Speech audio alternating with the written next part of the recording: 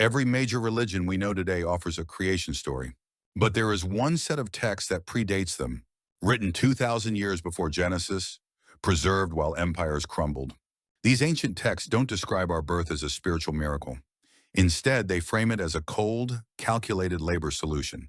When you read the fine print of these records, the process they detail is so technical, it makes modern geneticists shift uncomfortably. We're talking about the Atrahasis Epic.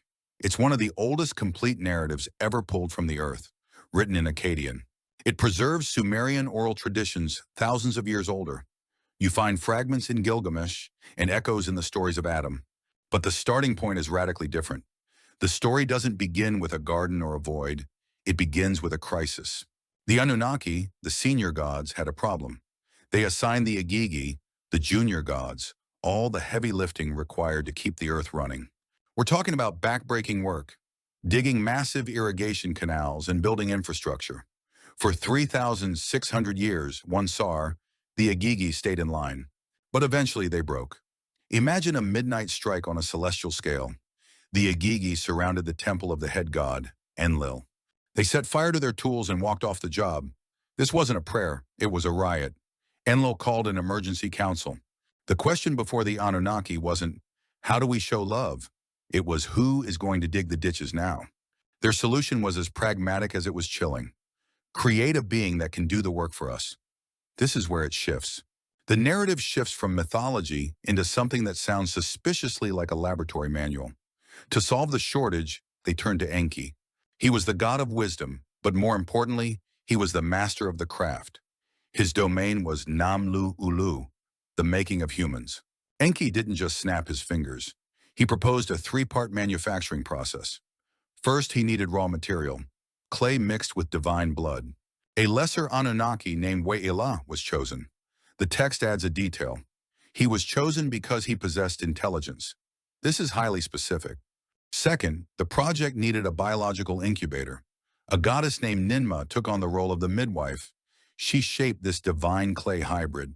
Finally, there was a stage called the binding of the image. The mixture was placed inside a vessel of the gods for 10 months. The final product was given a name, Lulu.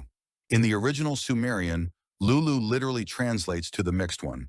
Not created, but mixed. Dr. Simo Parpola has pointed out that this account is freakishly unique. Most ancient myths are flowery, but this is a procedural account. It lists materials, methods, and specific timeframes.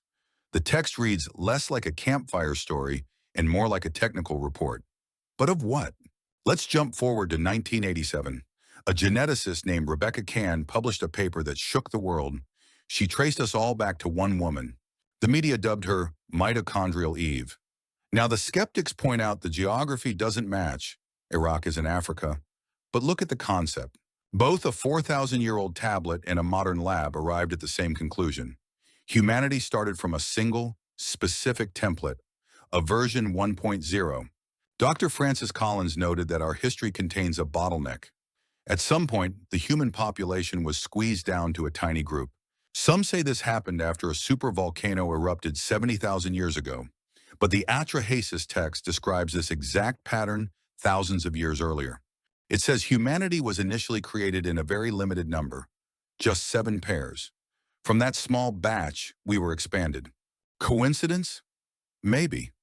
Or is it possible these ancient scribes were recording a distant memory of a biological event we are only just now understanding? The plot thickens with the Enuma Elish, the Babylonian version. There the recipe changes. Humanity is made from the blood of a defeated enemy. Not a willing sacrifice, but the blood of king, a defeated foe. We were made from the losing side, but the purpose remains the same. We were made to serve, to build, and to maintain the world for those who didn't want to do it themselves. A labor solution. Dr. W. G. Lambert noted that these aren't just contradictory stories. They are different traditions trying to explain the exact same uncomfortable truth. The details might shift depending on the priest writing the tablet, but the core remains. Humanity was a functional tool. So where does that leave us? Mainstream science treats these tablets as beautiful mythology, a way to explain why life is hard and why we have to work for a living. But the mixed one label keeps coming back to haunt us.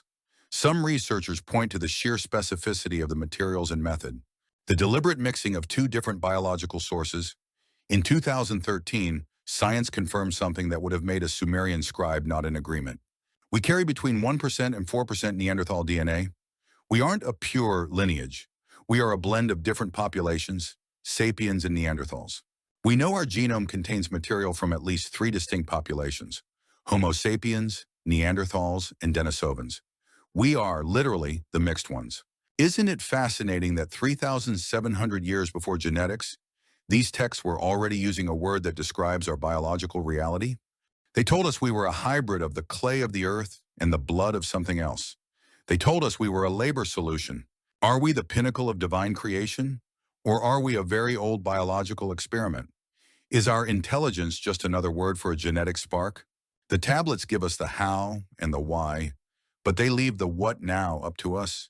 Maybe we were created to be servants. But in the thousands of years since those tools were dropped, we've built a world the gods, could never have imagined. The evidence is etched in clay and hidden in our blood. What you make of it, well, that's a story only you can write. We've evolved beyond the initial plan. We are no longer just the mixed ones.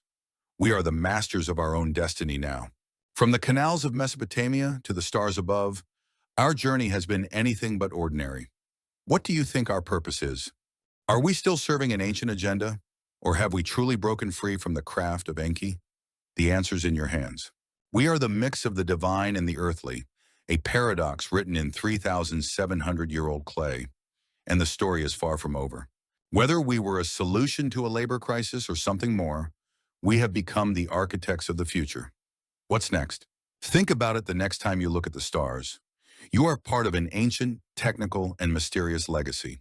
The evidence is etched in clay and hidden in our blood. What you make of it, well, that's a story only you can write. Tell us in the comments. Subscribe to Beyond Explained. New mysteries every week.